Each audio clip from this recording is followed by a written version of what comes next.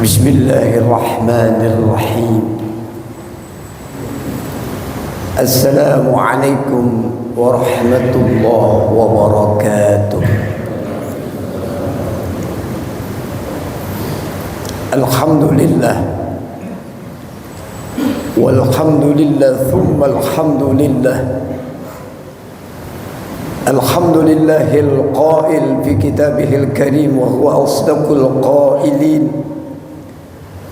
A'udzu billahi minasy syaithanir rajim. Bismillahirrahmanirrahim. Yarfa'illahu alladhina amanu minkum walladhina utul 'ilma darajat. Allahumma fassalli wa sallim ala hadha an-nabiyil karim wa rasulil 'azim Sayyidina Muhammadin wa ala alihi wa ashabihi ajma'in. Al-qail fi hadits syarif, talabul ilmi fariidatun ala kulli muslimin. Sadaqallahul azim wa sadaqa Rasulullah sallallahu alaihi wa alihi wasallam. Al-mukarramun wal mukarramat,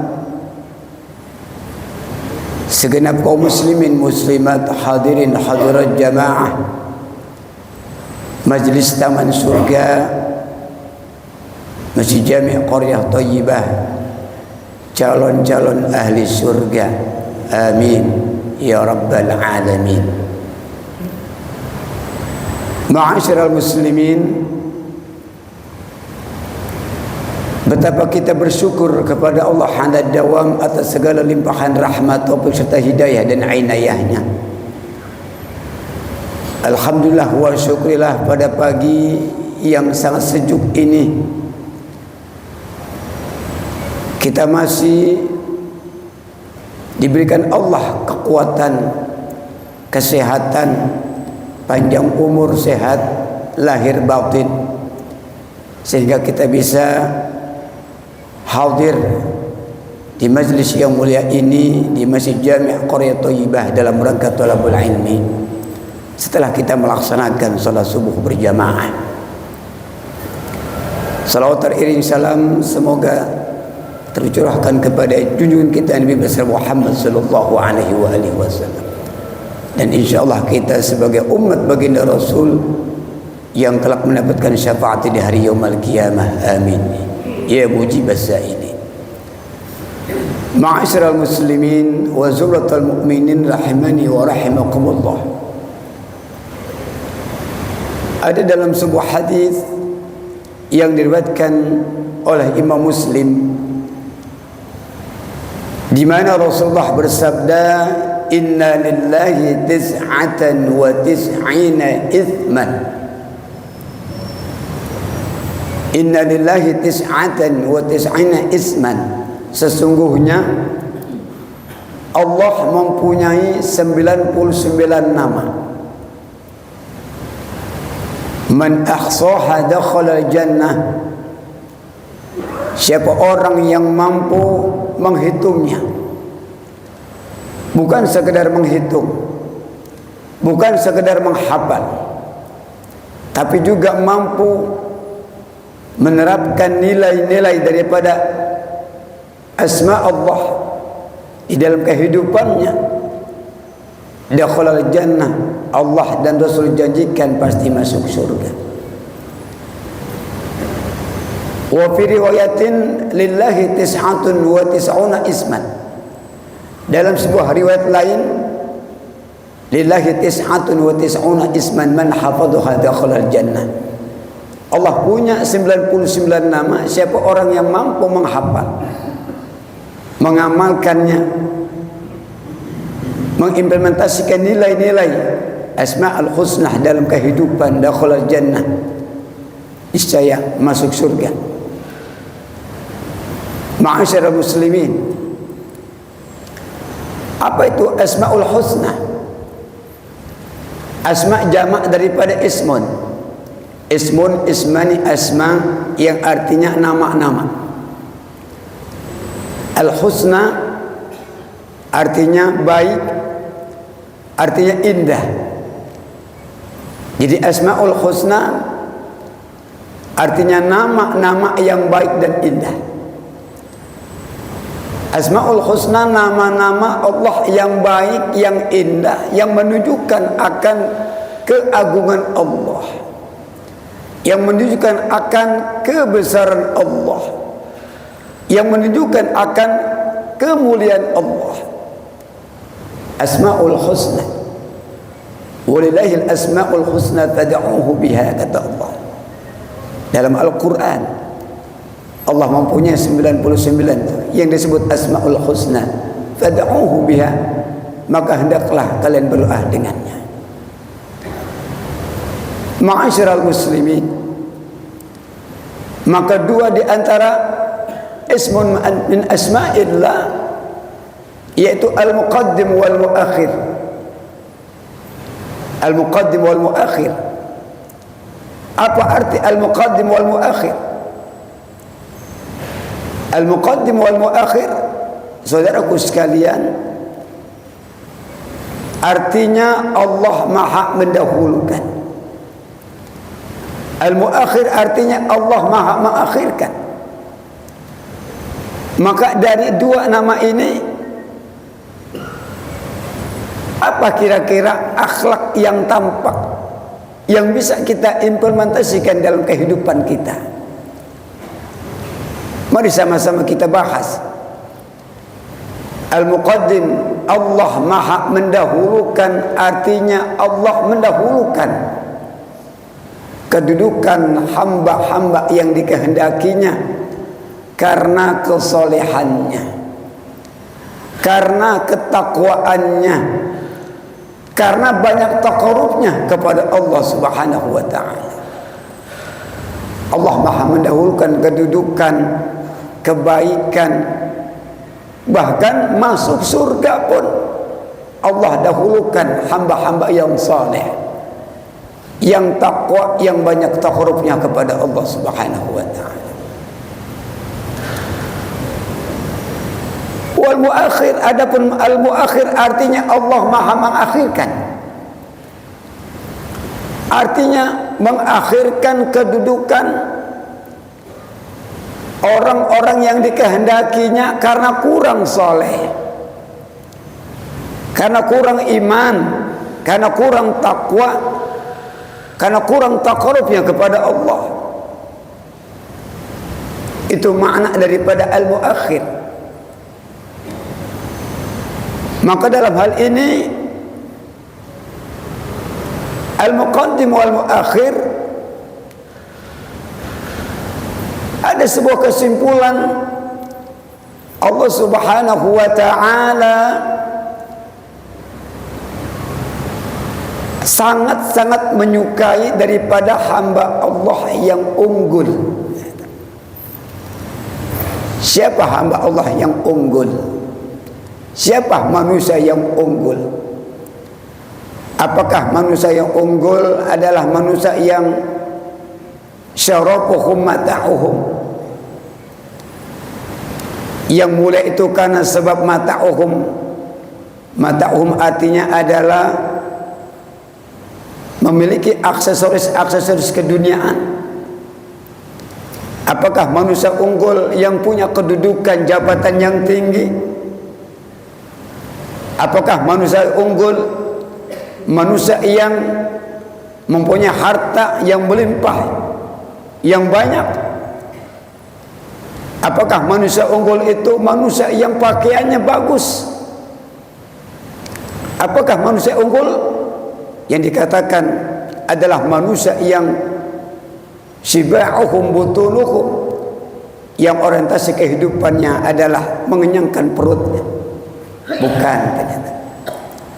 Manusia unggul, kata Allah di dalam Al-Quran, ya ayuhan nas, inna khalaqnakum min dzakarin wa untha wa ja'alnakum syu'uban wa qabaila lita'arafu inna akramakum 'indallahi atqakum.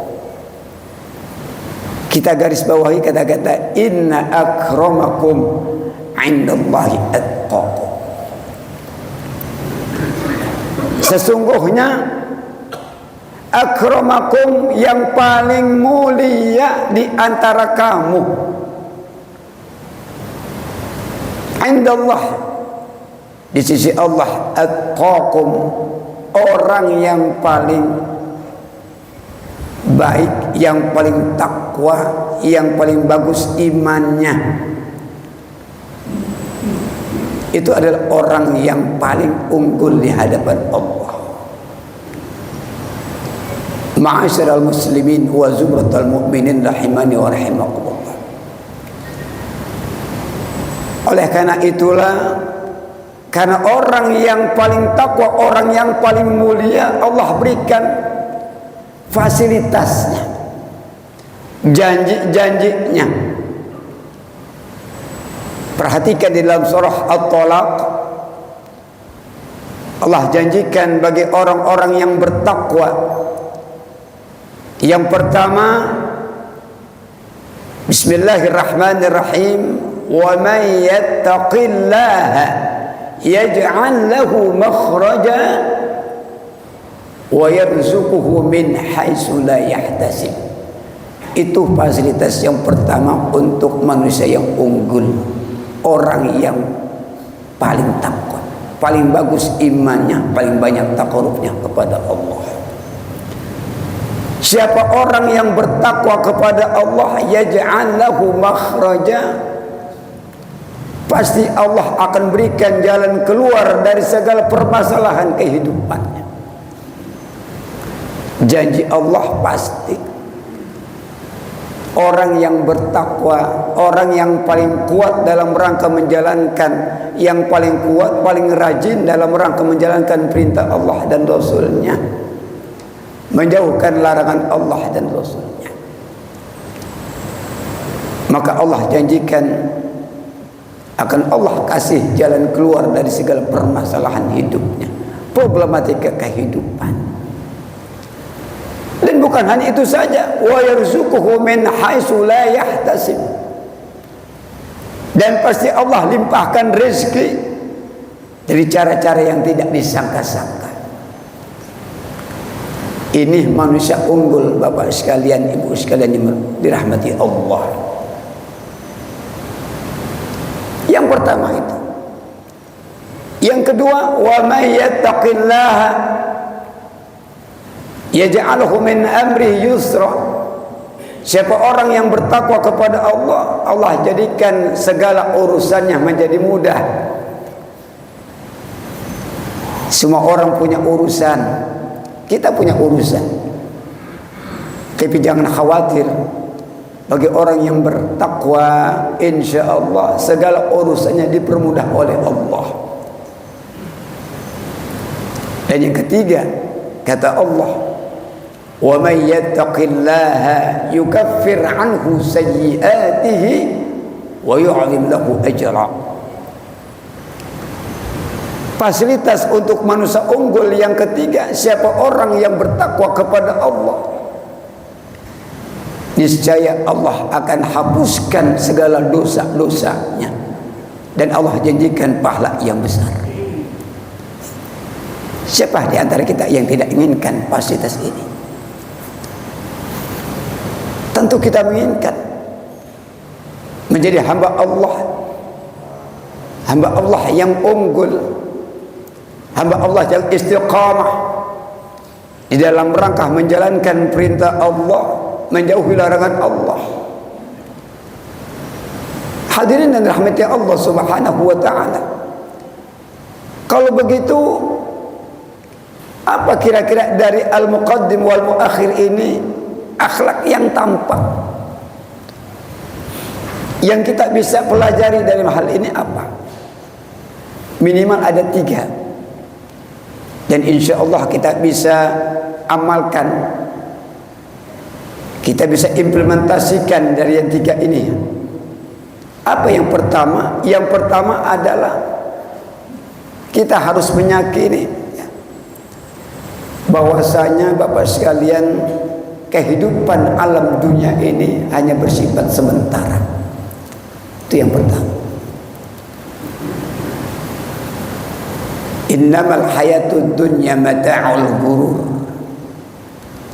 Sesungguhnya hanyalah kehidupan dunia itu, kenikmatan dunia itu mata'ul gurur, kenikmatan yang gurur, yang menipu, kenikmatan yang bersifat temporer, kenikmatan sementara. Jangan sampai kita lalai dengan kehidupan dunia, tertipu dengan segala kenikmatan dunia. Ada sebuah riwayat di dalam kitab Mukhtarul Ahadits An-Nabawiyah, disebutkan tafarraqu min humumid dunya mastata'tum. Tafarraqu, kosongkanlah dirimu daripada apa? Min humumid dunya, sebagian daripada keinginan-keinginan, nafsu syahwat-syahwat. Bisa diartikan kesibukan-kesibukan dunia. Mastata'tum, semampu kamu. Wa man kanatid dunya akbaru hammih afsyallahu dhai'atahu wa ja'ala faqrahu baina 'ainayhi. Siapa orang yang menjadikan dunia akbar hammi? Akbar hammi bisa diartikan dunia menjadi tujuan hidupnya. Siapa orang yang menjadikan dunia sebagai tujuan hidupnya, afsyallahu dhai'atahu. Afsyallah diartikan ay yakthuru syugulah, makin Allah perbanyak kesibukan-kesibukannya di dunia. Jadi kalau orang yang menjadikan dunia sebagai tujuan hidupnya, Bapak Ibu sekalian, orang tersebut makin disibukkan Allah, nggak ada waktunya untuk ingat Allah. Ya. Diingatkan ke masjid 1001 alasan, padahal sehat, padahal waktu untuk rumahnya dekat dari masjid, dekat, nggak jauh dari masjid, tapi kadang 1001 alasan. Memang Bapak sekalian, Ibu sekalian, berjalan ke rumah Allah itu perjalanan yang paling berat, paling melelahkan, paling kagak enak. Banyak orang kaya yang dia bisa melakukan traveling dunia kemana dia inginkan, bisa dengan pulusnya, dengan uangnya mampu dia. Tapi belum tentu orang kaya bisa mampu ke masjid, belum tentu. Banyak orang-orang sehat, jasmaninya kuat, bahkan ketika dia mampu untuk menundukkan gunung yang paling tinggi, tapi belum mampu. Orang yang sehat dan kuat mampu untuk ke rumah Allah, ke masjid, belum mampu. Maka Bapak Ibu sekalian yang sudah sangat rajin ke masjid, bersyukurlah kepada Allah. Itu tanda Allah cinta kepada kita semuanya. Amin ya Rabbal. Sekali Bapak sekalian kita kembali kepada riwayat ini. Akbar hammi afsyallahu dhai'atahu. Orang yang menjadikan dunia sebagai tujuan hidupnya, Allah kasih kesibukan-kesibukan lain, makin disibukkan Allah. Wa ja'ala faqrahu baina 'ainayhi. Dan Allah jadikan kemiskinan di antara kedua matanya.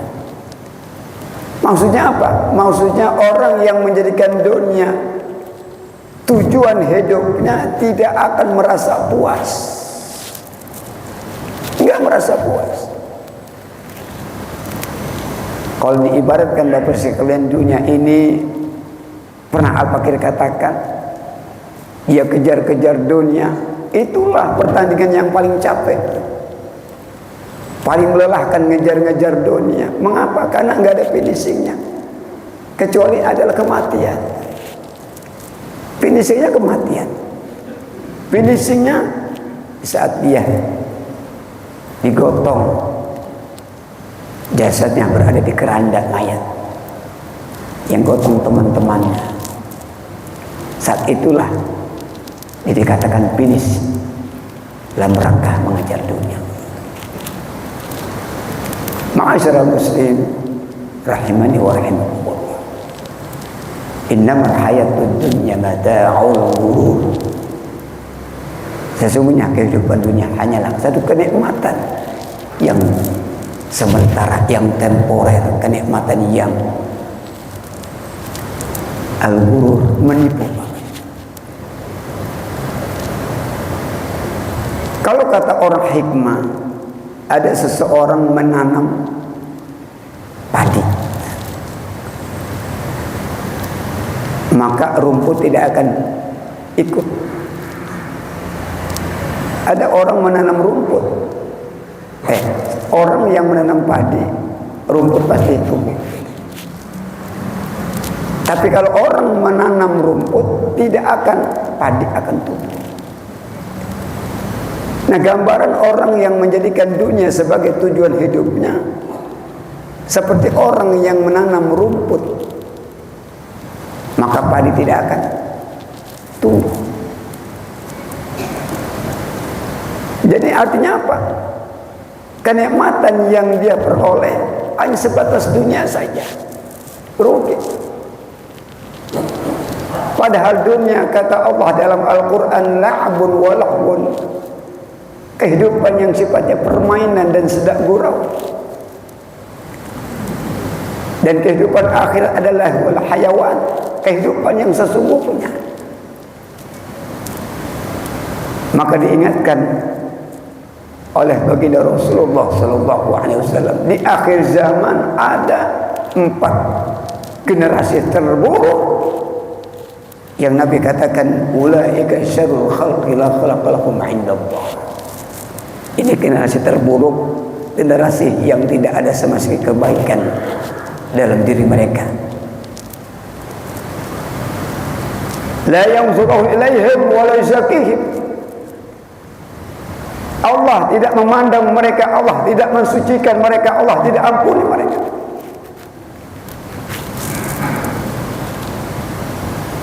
Apa yang generasi terburuk itu? Gara-gara mereka lalai dengan kehidupan dunia. Yang pertama, shiba'uhum butunuhum, orang yang menghalalkan segala cara dalam rangka kenyang perut. Yang haram diembat, yang subhat diambil. Dalam rangka apa? Shiba'uhum butunuhum, supaya perut mereka pada kenyang. Enggak peduli itu halal haram, yang menderita, yang sengsara, enggak peduli. Yang penting anak istri saya bisa makan, kelompok saya bisa makan, golongan saya bisa kenyang. Itu yang pertama. Yang kedua, syarafuhum mata'uhum, orang yang memandang segala kemuliaan, kebesaran itu dari apa? Mata'uhum, aksesoris dunia. Yang ketiga, kiblatuhum nisa'uhum, orang yang menjadikan wanita-wanita yang tidak halal untuk melampiaskan nafsu syahwatnya, nafsu binatangnya.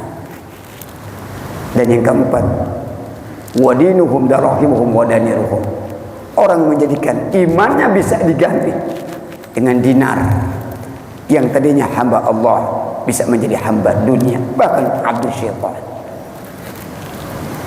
Ini ciri-ciri orang yang lalai dengan kehidupan dunia.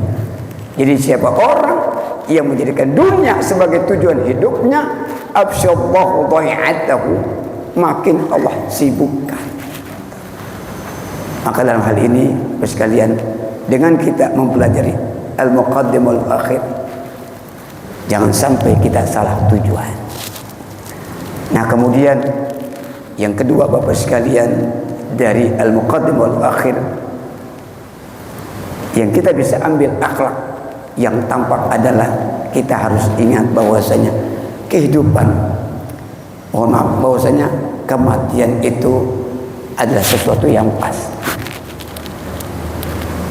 Dan kita diingatkan oleh Nabi untuk senantiasa ingat mati. Bukan minta mati, ingat mati. Mengapa? Dengan ingat kematian kita bisa sadar. Yang pertama, kita kembali sadar akan diri kita, dari mana kita diciptakan, asalnya kita dari mana. Awalam yaral insan wa anna khalaqnahu min nutfah.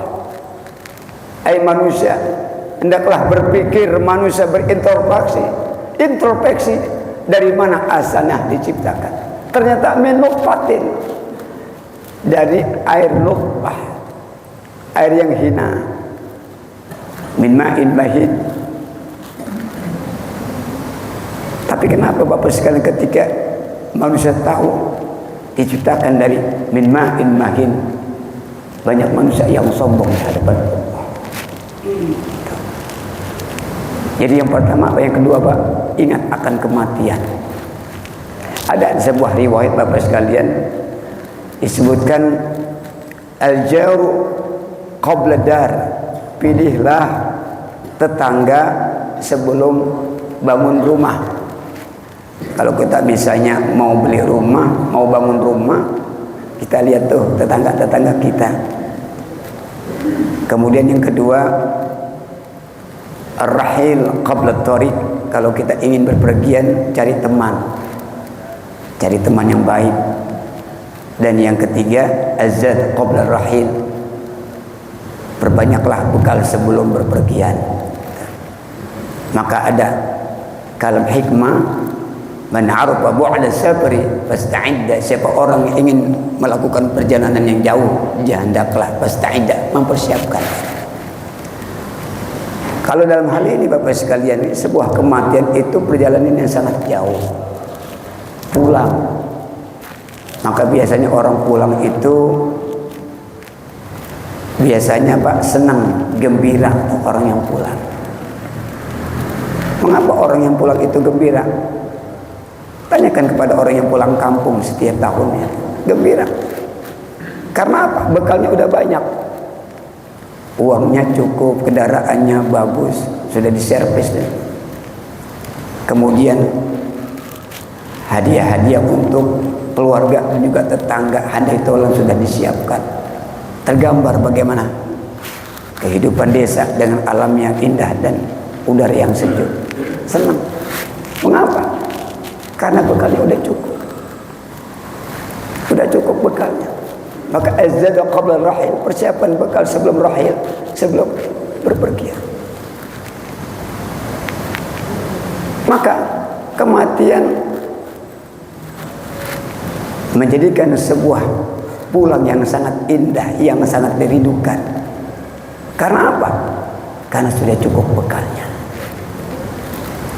Sudah cukup bekalnya.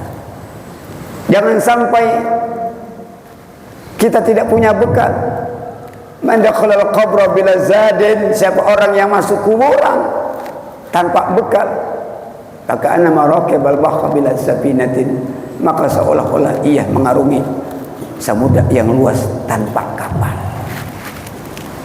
Tapi dia mampu Ustaz berenang, iya. Tapi seberapa kuatkah dia mengarungi lautan samudra yang luas? Kalau dia raqibal bahra bila safinatin, dia mengarungi samudra yang luas tanpa kapal. Demikian pula kalau orang yang berpulang ke rahmatullah, dia pulang membawa bekal begitu indahnya. Itulah kematian yang dirindukan. Karena kalau orang ingat kematian Bapak Ibu sekalian, ada dua. Orang ingat kematian makin takut mati, orang ingat kematian makin rindu akan mati. Di mana kita berada? Apakah ketika ingat kematian kita makin rindu mati atau makin takut mati?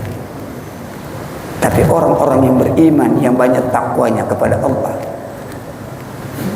sebagaimana Rasulullah jelaskan, man ahabba liqa Allah ahabballahu liqa'ah, dia makin rindu kematian karena sudah ada bekal. Ma'asyiral muslimin, yang terakhir dari akhlak yang tampak daripada al-muqaddim wal akhir adalah bahwasanya musibah yang ada di dunia ini yakinlah bersifat sementara. Ma'asyiral muslimin rahimani wa rahimakumullah. Mungkin sampai sini saja daripada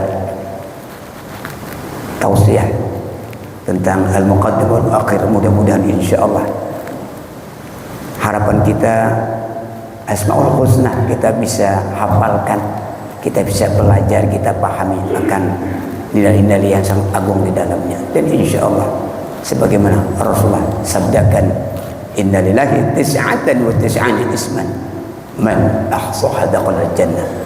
Bukan hanya sekedar kita hafal, tapi bisa implementasikan di dalam kehidupan, dan insyaallah Allah akan berikan kita ridhonya berupa surganya. Amin ya rabbal alamin. Usikum wa nafsi taqallah faqad fazal muttaqun. Wassalamu alaikum warahmatullahi wabarakatuh.